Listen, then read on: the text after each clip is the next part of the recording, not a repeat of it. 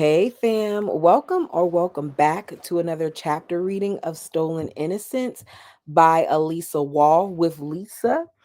Do me a favor and hit the like button as we jump into chapter 2. The title is Growing Up and Keeping Sweet. We follow the prophet, FLDS parable. It hadn't always been so tense in the Wall household. Growing up, I remember many good times with my family.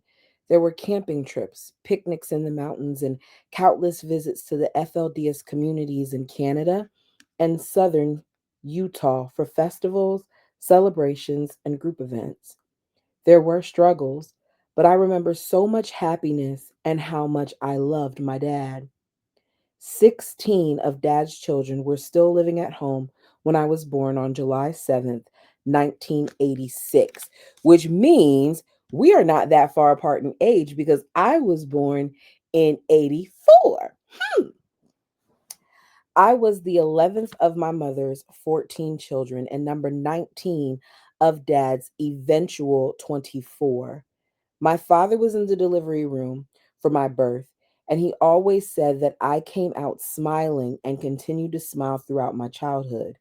He nicknamed me Goldilocks because of my long, silky blonde hair and the way I skipped around the house reciting the Grimm's fairy tale and performing it in skits for my family.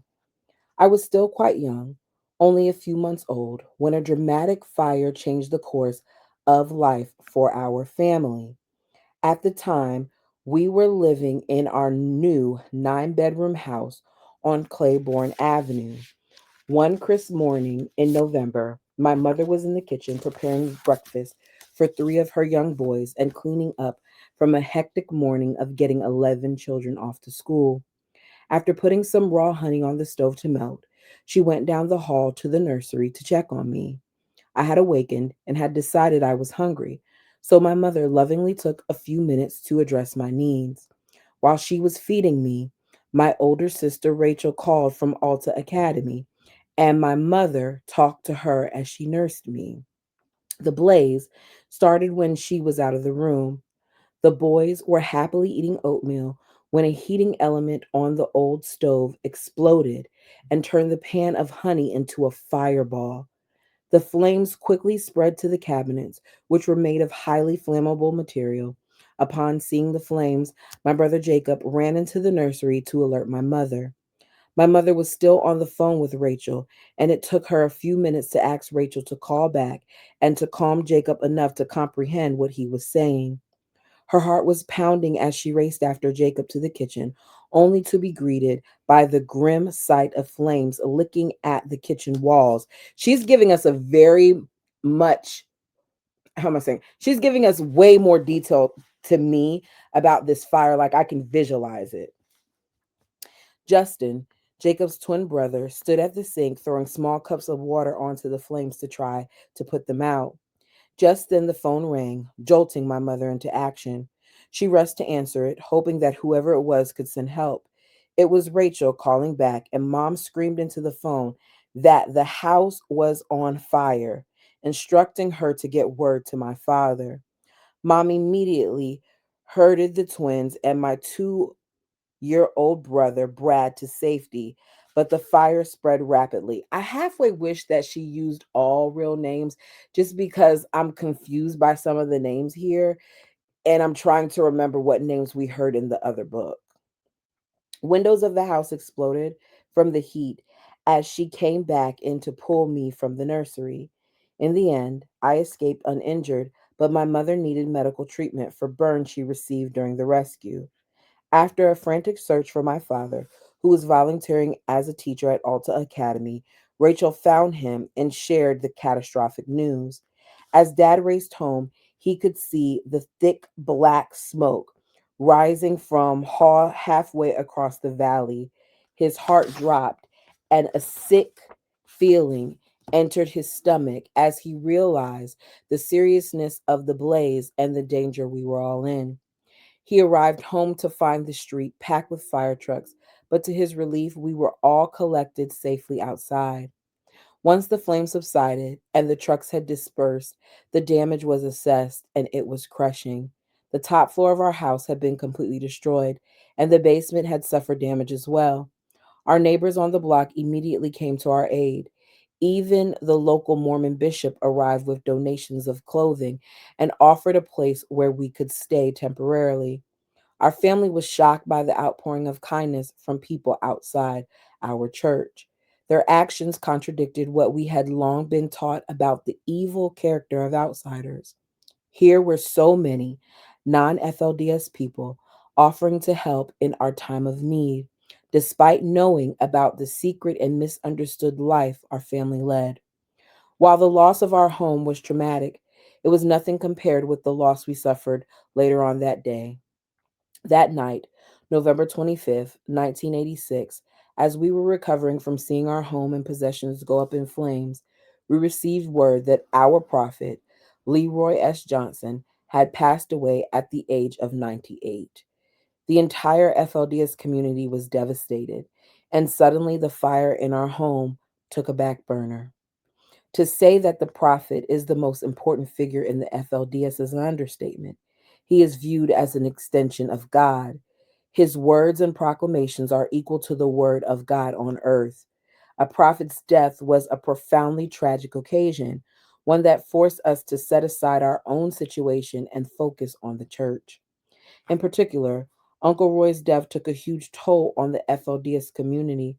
Part of what had endeared him to us was the important role he played in reuniting the people after the notorious raid of 1953, when members of Arizona law enforcement stormed Short Creek, arrested 36 men, and sent 86 women and 236 children on buses to Phoenix in an attempt to put a stop to their polygamous lifestyle.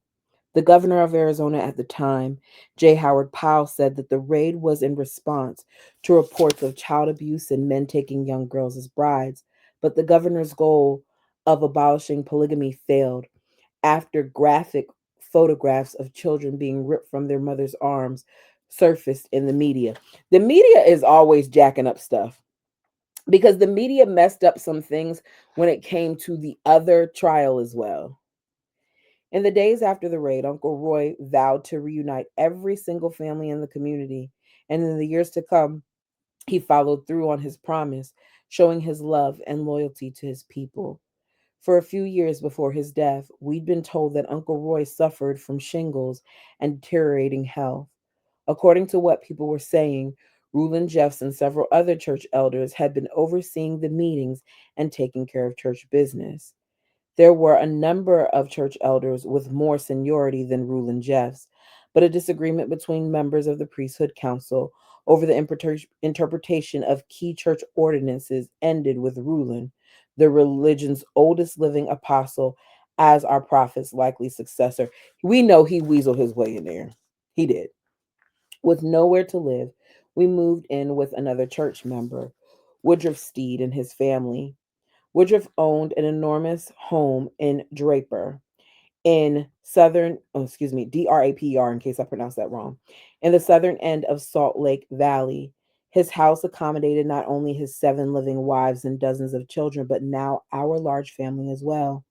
His 10-acre property was big enough for both a small dairy operation and several of his sons' homes. Woodruff was my mother's uncle, but that was not why he offered to let us stay with his family. My father had helped design Woodruff's house, and the two had cultivated a lasting friendship. In return for lodging our family, Dad agreed to share the $2,000 he was receiving each month from the insurance company to cover our family's living expenses while our home was being rebuilt.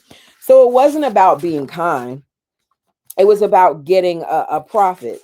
And I wonder, because it's not like they were just taking up space. I'm sure they were working and doing things around the household as well. I wonder exactly how much of that 2000 he was given, which is a lot of money back then. In addition to the dairy, Woodruff owned an excavation company, and business had been slow. The insurance money would help to feed his large family. Woodruff was not the only one experiencing financial difficulty at the time. For almost a year, my father had been in the process of selling the company he founded with a partner in the late 1970s. The company, Hydropack sold components, parts, and seals used in hydraulic and pneumatic equipment and pumps. In its prime, it had about 20 employees and contracts with numerous branches of the U.S. military as well as NASA. The sale of the company was taking place at the behest of Uncle Roy, who wanted my father to discontinue his frequent business trips and to be at home with his family. Because a man always controls what anybody does in here. And even other men control other men. This was not the first time that my father had sacrificed a high paying position at the prophet's direction. Back in the spring of 1967, Uncle Roy had instructed Dad to leave his job at THIOKOL Corporation, where he worked on a secret high tech rocket development programs. The prophet told Dad that his business travel was interfering with his time with his family and exposing him to outside influences he deemed worldly. Uncle Roy wanted his followers close to him, and with little explanation, he told my father to resign from his post and move his family from their Brigham City residence to Salt Lake Valley. A strong believer in the FLDS teachings, Dad trusted in the prophet and without questioning did as he was told. He quit. Alexa, how do you pronounce THIOKOL? She don't know. He quit it and moved his family to Salt Lake. The move exacted a huge financial toll on the family from which they would not recover for years. A similar scenario. Okay, so you tell me to up and move because you are worried about worldly influences, and I have this well paying job that's taking care of myself and my family. And then you tell me to move, and we struggle as a result of the move that you deemed necessary. Why? A similar scenario played out when my father later went to work at Kenway Engineering, where he had secured a high paying position as a program manager. There he oversaw projects valued at 40 to 60 million dollars and supervised a large staff. But sure enough, after a little while, Uncle Roy told him he had to leave that job for the good of his family. It seems like Uncle Roy just don't want him to be doing better than him. I don't know. Y'all tell me what you think. Because of these two incidents and the financial burden they had placed on our family, my father was understandably reluctant to sell Hydropack, fearing he would lose a small fortune in the process. With two wives and 19 children, many of whom were still living at home, he had to be careful with his finances. He postponed selling the company for about a year, hoping that Uncle Roy would relent and allow him to keep it. That hope died with Leroy Johnson. In the wake of Uncle Roy's passing, Rulon Jeffs became prophet, exerting renewed and vigorous pressure on my father to sell the company. The sale would be for a fraction of Hydropack's true value. They only want him to sell this because they want the money. It's all about them, I'm sure. It would be for a fraction of Hydropack's true value to three FLDS members, among them Brian and Wallace Jeffs, Rulon's sons, who had been working at the company for about 2 years. It didn't matter that none of the men buying Hydropack had experience running a high tech company.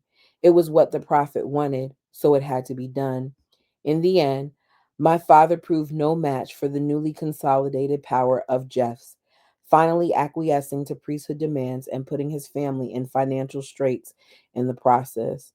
After the sale was finalized, Dad had more free time to spend with us at Woodruff's house.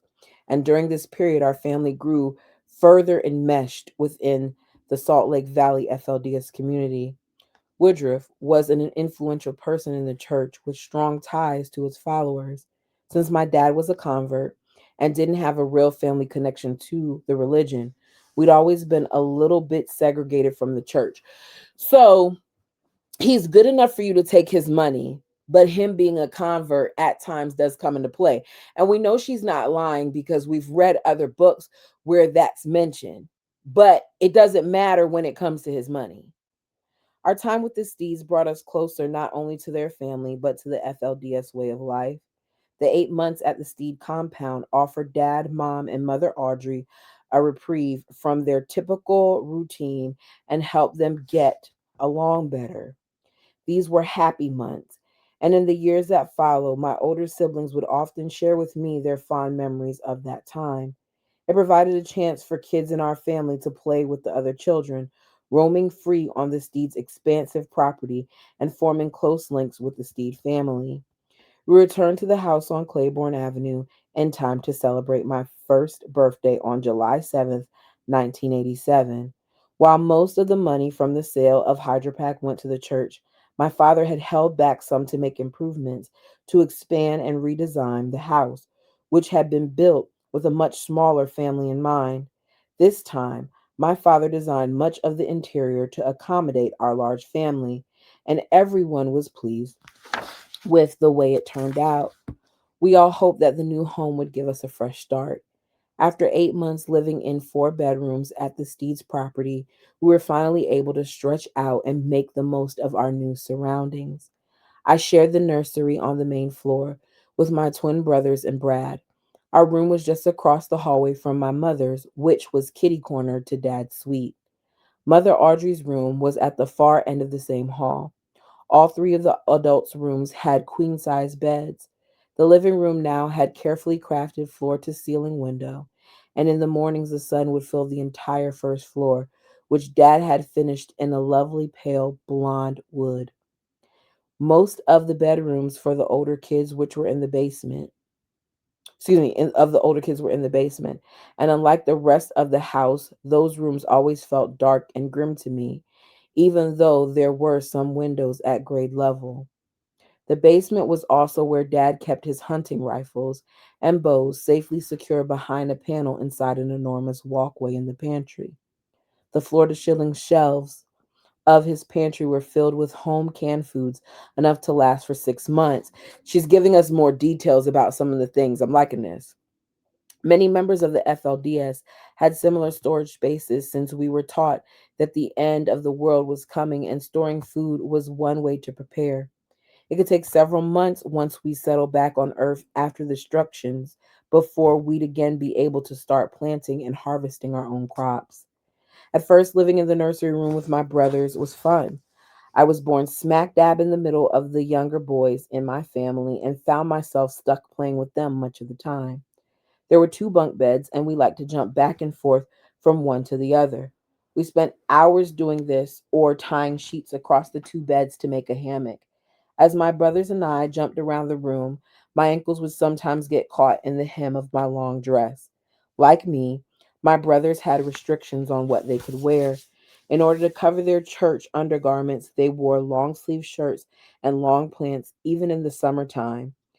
Our wild games made the boys hot and sweaty. They were constantly tugging at their collars in discomfort. I just don't understand why being modest and wearing something like this long sleeve shirt isn't enough. Why do we have to have like long john looking things underneath? That part I can't understand.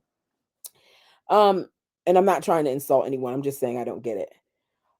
We were typically rambunctious kids with lots of energy and not much to do at home all day long.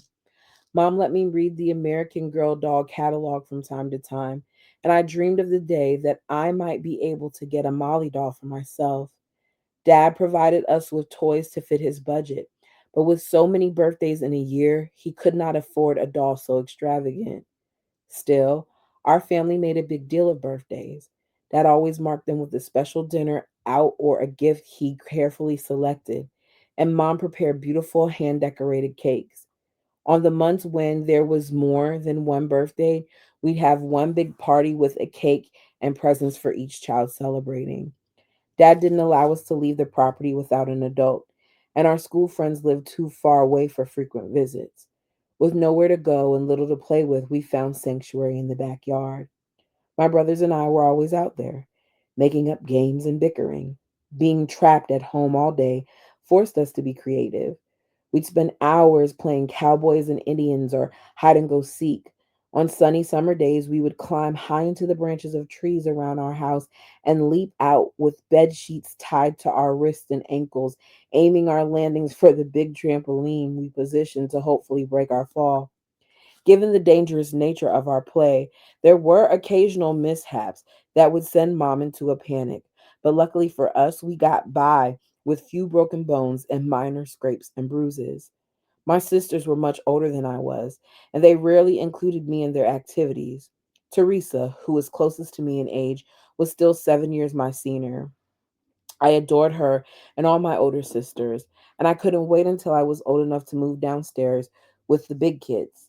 Sometimes I would sneak down into my sister Michelle's room and slip into bed next to her after everyone went to sleep.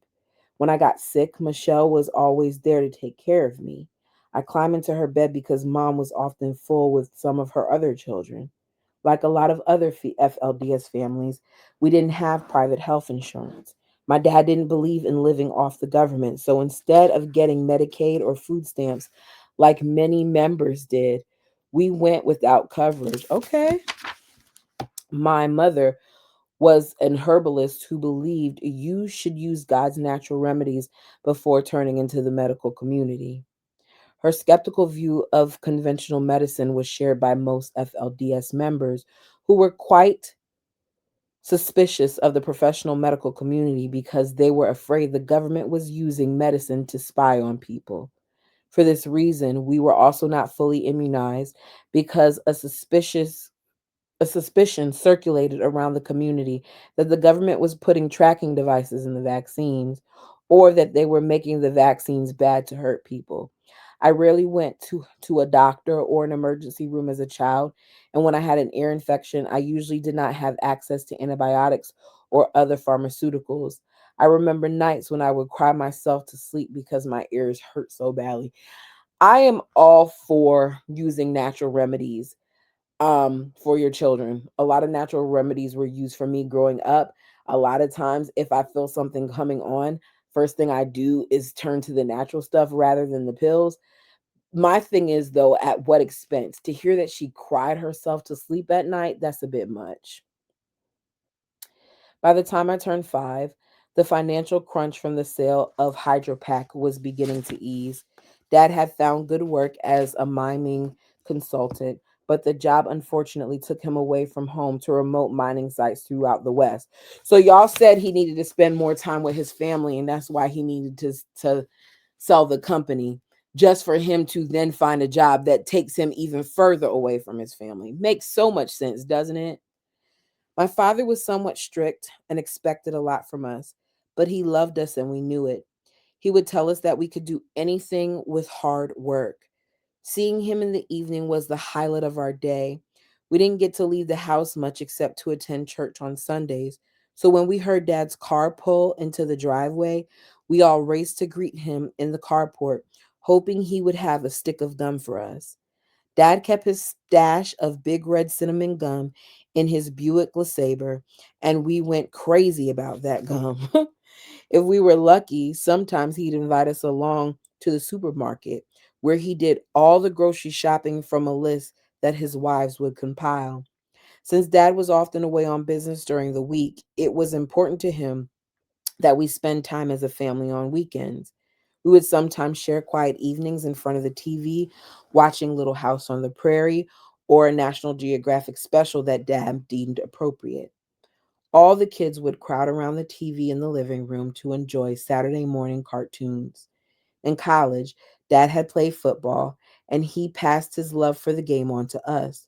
On some Saturday mornings, he would take the older children to see his alma mater, Brigham Young University, play football, and when they returned, he would recount the game's best plays to me. I couldn't wait until I was old enough to go with them. Sadly, religious pressures and new priesthood teachings began to restrict these trips to outside sporting events, labeling them as worldly entertainment. By the time I was old enough to attend, our family no longer went. The priesthood expected the members to dedicate their Saturdays to donating labor for the church work projects instead of partaking in family fun. I never got to have my own experience with my dad watching his favorite team play.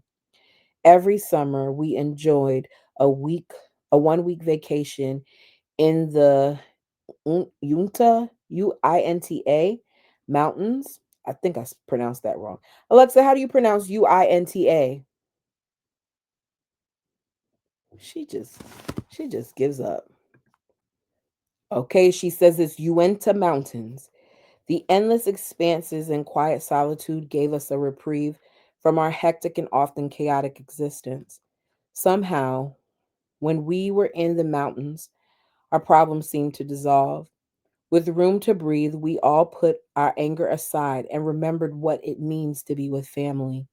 We had a special campsite there, a big meadow with lots of privacy. Being in the wilderness was the best part of our summers. Since he was a geologist, Dad would teach us about rocks, fossils, plants, and how to be smart in the wild. Dad was amazing with a Dutch oven and liked to prepare large breakfasts of pancakes, bacon, and eggs, and hot chocolate with mini marshmallows. After a day enjoying the great outdoors, we would have the treat of Dad's special roasts and potatoes for dinner. At night, under a blanket of stars, we've had big campfires and sing hymns or family songs. My mother has a beautiful voice, and my sisters all played violin. Together, they would end the day with the sweet harmony of Danny Boy, my dad's favorite song. Oftentimes, my dad's father and stepmother, who were not members of the FLDS, would come to our camping trips. Even though they did not share our lifestyle, Grandma and Grandpa Wall loved us the same. Mom slept with us in a little pop up camper, and Dad shared a tent with Mother Audrey. I never thought to question why Dad had two wives and Grandpa Wall didn't. It was all new. It was all I knew. Mother Audrey was the other mother, and that was that. It was never explained. That's just how it was. When I was 6 years old in the fall of 1992, I started the first grade at Alta Academy. My turn had finally come to leave the house for a few hours each day, and I was looking forward to being among my older siblings. Alta Academy was a combination school, place of worship, and birthing center for the FLDS people who lived in the Salt Lake Valley. In 1972, with many of his children grown and no longer living at home, Rulon Jeffs had converted his 20 plus bedroom white brick residence into a school for the FLDS children, moving himself and his wives into a smaller, more elegant colonial style house that the people built for him just next door. The school would be called Alta Academy, and it became the center of church life in Salt Lake Valley. Rulon's sons Warren had just graduated with honors from the local public high school, and Uncle Warren directed him to serve as Alta Academy's first principal. We know what he did as principal. To many church members, Warren seemed intelligent and knowledgeable about the church's religious teachings, the ideal candidate to help mold the young minds of Salt Lake's FLDS community. Uncle Rulon used church donations to fund the conversion of the drafty old house into a school, but much of the building remained as it was when he lived there.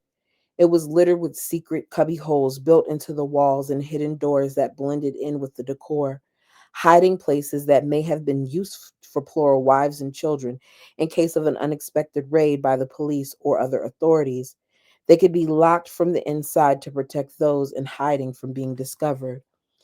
There were also locks on the outside, and rumors circulated, but were never substantiated, that the hidden crawl spaces were used to correct a disobedient child or wife. In two of the converted bedrooms on the second floor, Uncle Rulon opened a birthing center that was staffed by his wife, Sharon, whom became the midwife for Salt Lake Valley's FLDS community.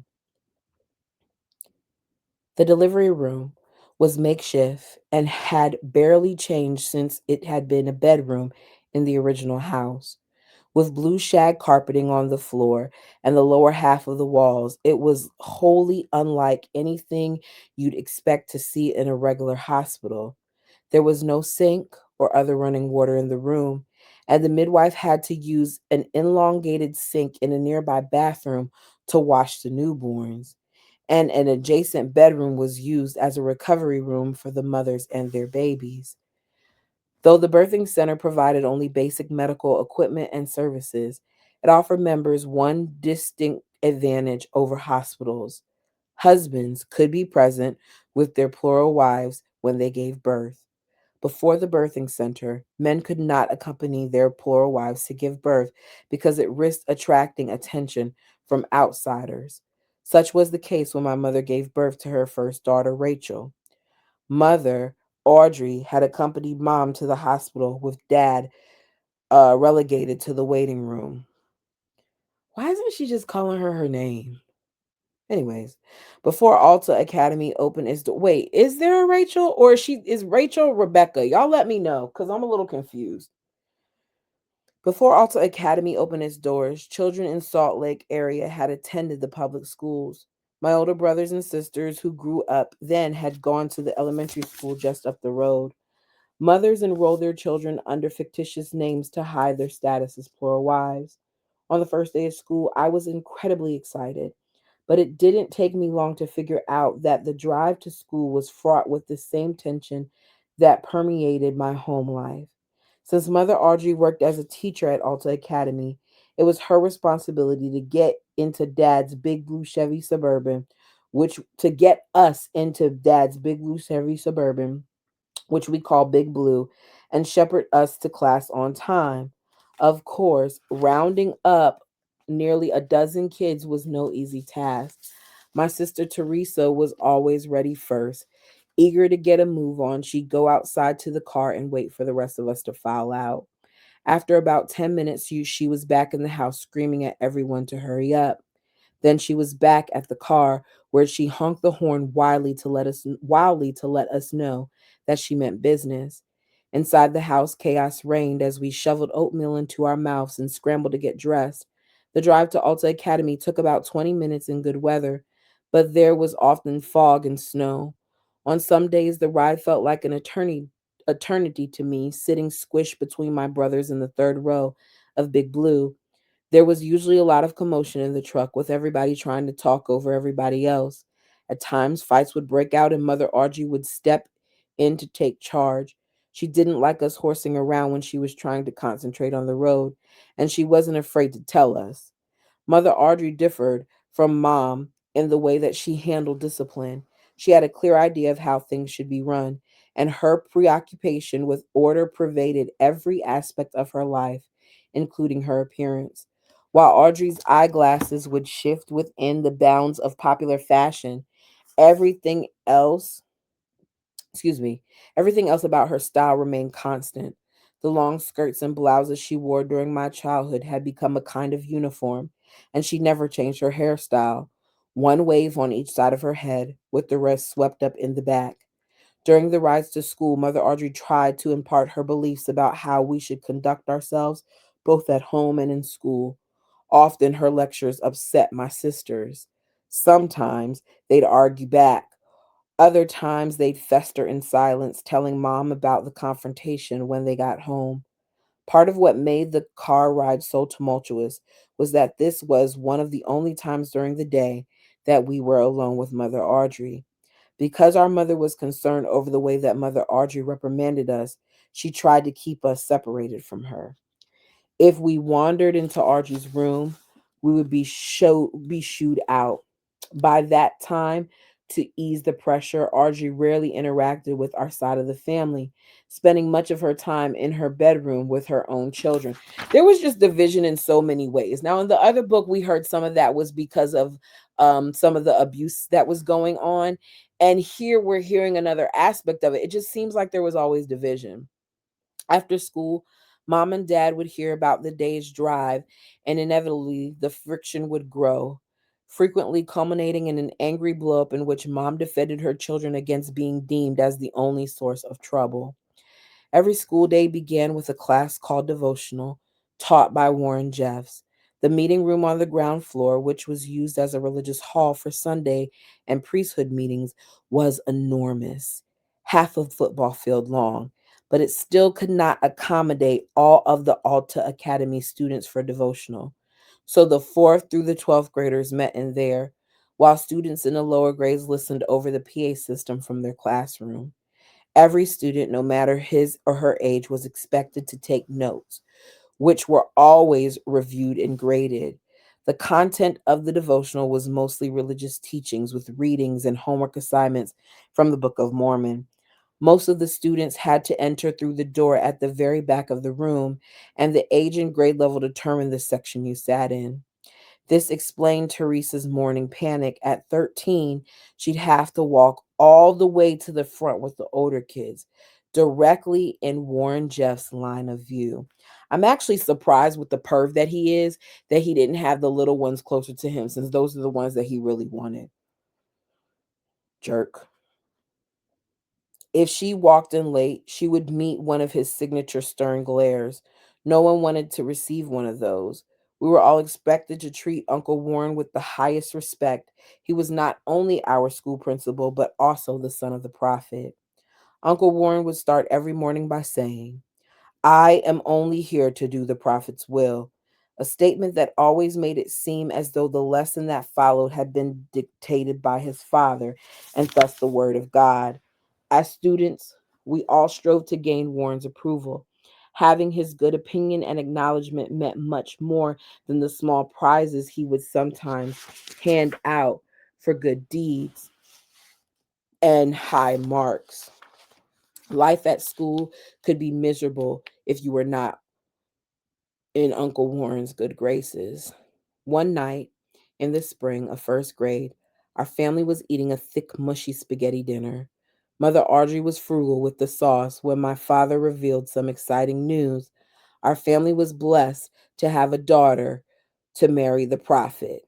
My sister Rachel was 22 years old. Okay, so clearly Rachel is Rebecca. I don't know why she wouldn't just call her Rebecca. My sister Rachel was 22 years old, and dad had received word that she was to be. Wait, is she talking about him? Rebecca? See, I'm so confused because I thought, y'all, just this quick, I forgot. More than one of them married him, right? Yeah. Okay. My sister Rachel was 22 years old, and dad had received word that she was to be married to Uncle Rulon, who was 81 at the time. It seemed that all the prettiest girls were chosen to hold the honor of marriage to the prophet, but no one would dare say that out loud. My oldest sister was no exception. Rachel was lucky to inherit our mother's rich, dark hair, slender figure, and wide, bright smile.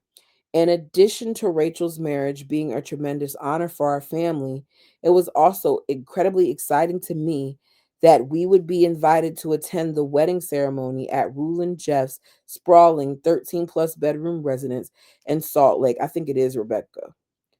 For us, Uncle Rulon's tan brick house was considered a mansion. It was constructed of top of the line materials and equipment with expensive appliances, and it had enormous garage to accommodate his fancy Cadillac. Would be able to witness the ceremony in the prophet's living quarters on the main floor, which was treated as his private sanctuary. The wedding took place on April 30th, 1993. Because it was the prophet getting married, the marriage was sealed by my father, who had been temporarily ordained to fill the role usually played by the prophet. Not only was Rachel's marriage important for religious reasons, it also afforded my sister many opportunities that other women in the community didn't have. As a wife of the prophet, she was elevated in status, viewed as a worthy angel on earth. She was well provided for and had access to credit cards and cash, even though it appeared to us that Uncle Rulon's wives were lucky and blessed to be members of his family. Like all FLDS women, they were still considered property of their husband and the priesthood. They were expected to keep sweet and be submissively obedient. After the marriage, dad sometimes allowed me to stay over with Rachel at Uncle Rulon's Salt Lake compound, where she had a room on the second floor. In my young mind, I always felt that I was staying at Buckingham Palace.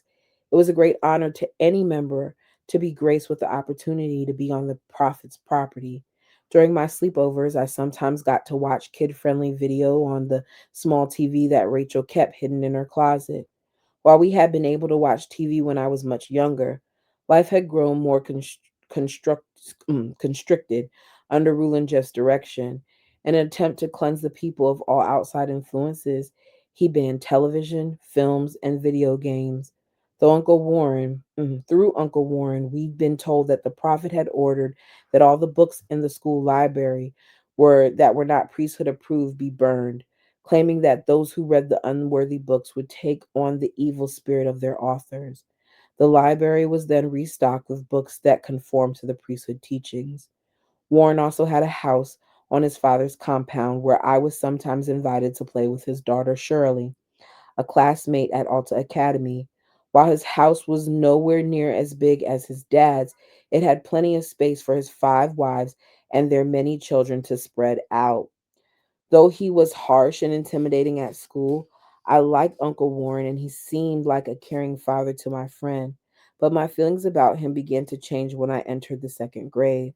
I was in the middle of schoolwork in Mrs. Nicholson's class when I heard my teacher's name called over the loudspeaker.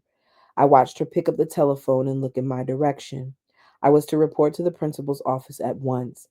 I had no idea why I'd been summoned, but I'd been at Alta Academy long enough to know that it wasn't a good thing to be singled out to see Uncle Warren. My legs felt heavy as I climbed the carpeted stairs to the third floor where he had his office. The walls of his office were covered in cheap wood paneling, and he was seated behind a large desk that faced the door. Our eyes met as soon as I stepped into the doorway. He was smiling when he told me to sit down in one of the chairs facing his desk. I was about to receive my first lesson on boy girl relations. What about this seems appropriate? That you would have this conversation with a child who's not yours, number one, that you would do it on your own in this type of setting, and that you would, it, nothing about this is right. Warren had been told that I was holding the hand of my 7-year-old male cousin while playing outside earlier in the day. This was true, but I had no idea why he was bringing it up. As he explained, what I had done was absolutely not to be tolerated. I was to never touch boys. I was to treat them as poisonous reptiles, as snakes. Even thinking about a boy was unclean. It was a strange lecture, but I took it to heart, vowing to obey him and not to touch a boy again. This is her cousin. But because he has such a dirty mind and he has so much perversion in him, he has to point this out to her. Unfortunately for me, that was not the only thing that had landed me in Warren's office that year. A few months later, I was back there for unknowingly breaking the dress code. As a souvenir from one of his trips, my father had given me a gold heart shaped ring and a necklace set that was accented with pink sparkles. It wasn't super expensive, but it meant a lot to me because it was from my dad. I didn't want to take it off, and I had worn it to school so that all my friends could see. Again, I climbed the stairs in dread. When I arrived in Warren's office, he greeted me kindly. "That's a beautiful necklace and ring," he said. "Can you please put the pieces on my desk?" I wasn't sure what was going to happen, but given his gentle tone, it didn't seem like I was in any trouble. Uncle Warren spoke in a mild tone and was formal. He always addressed me as Miss Wall. "Miss Wall," he began as he turned the sparkly pink and gold necklace over in his fingers and admired it. "Are you aware of the restrictions on what the priesthood people can wear?" I had no idea and didn't immediately answer. Now I was intimidated and worried, not knowing how to respond. "This jewelry is quite nice," he continued. I began to exhale a sigh of relief. He told me that it was wrong to adorn our bodies with worldly possessions, but he can do it. Anyways, now I want you to walk over to the garbage can and throw them away. I was devastated and embarrassed, but there was nothing I could do. Lowering my eyes, I obediently dropped the jewelry into the can, losing them forever. I cried as I related my terrible experience with Uncle Warren to my mother that afternoon. She was sympathetic but firm. She told me that from that day forth, I should not wear unacceptable items to school. I had to obey what Warren said. I was too afraid to tell my father, feeling ashamed to have lost something that he had given me. So I kept the incident to myself, oftentimes sulking in private when I thought about how my precious gift had become Uncle Warren's trash. I just hate how these women don't protect these kids. I get that they're in a cult. I get that there's certain things that are taught to them, but I just hate how they aren't protecting their kids. The summer following second grade, I was officially baptized into the priesthood in the sacred baptismal vault in the basement of Alta Academy. I knew about the room, but I'd never actually been inside it until I had come of age. Descending the stairs to the basement in my pretty white full length dress, I felt a rush of apprehension. I was excited to be participating in the sacred rite of passage, but also a bit scared. It was the way I felt about all of our rituals. It was good to know that my time had come, but there was always mystery surrounding the observance. Still, the thought that my father would be waiting for me in the waist deep water calmed me down. My mom and some of my siblings were standing just outside of the door as I took off my white lace socks and white shoes and prepared to enter the room. I walked through the door of the sacred space slowly and descended the white tile steps that led into the enormous tub that took up much of the room, my clothing growing heavier with each step. Three church elders had to be present for the ceremony. One was my dad, who was already in the water waiting for me to join him. The water was deep, just about up to my shoulders when I reached the section where dad stood. For the ritual to be formed properly, every part of the body had to be completely submersed. My father had to submerge me 3 times because my foot kept popping out of the water. We've heard this before. I can't remember. I think it was like on one of the things a sister wife that was it. Anyways, her foot popping out the water means you got to keep dipping her. Climbing back out of the tub, I just don't agree with any of this. Climbing back out of the tub, I was met by the other two elders standing just inside the doorway. They were there to perform a laying on of hands and anoint me with the special olive oil that had been blessed by the three church elders for the occasion. I should have been freezing because the water in the font was so cold, but I was too overwhelmed to care. I was officially a member of the church and now all, excuse me, church now and responsible for all my actions. It was important. It was an important moment in my life as an FLDS believer. The baptism signified that I was now accountable for my choices. All my childhood sins were instantly wiped away, and I was given a clean slate to begin my life as an official member of the priesthood. From here on out, making the wrong choices could result in a permanent black mark on my slate that would remain until I was judged in heaven. I hate that this is what they're taught. The moment I exited the cold tub of water, I began to think carefully about how I behaved. I was in the church now, and I had to obey all the rules. If I didn't, there would be consequences. And that is the end of chapter 2. That was a longer chapter, but I appreciate how she's telling us some things that we've already heard, but adding to it. I hate the fact that she's using different names because her using different names is confusing the mess out of me. But hopefully, we figure out who's who while we continue to read. Like the video because it helps the channel, and let me know what you thought of this reading. Until next time, peace.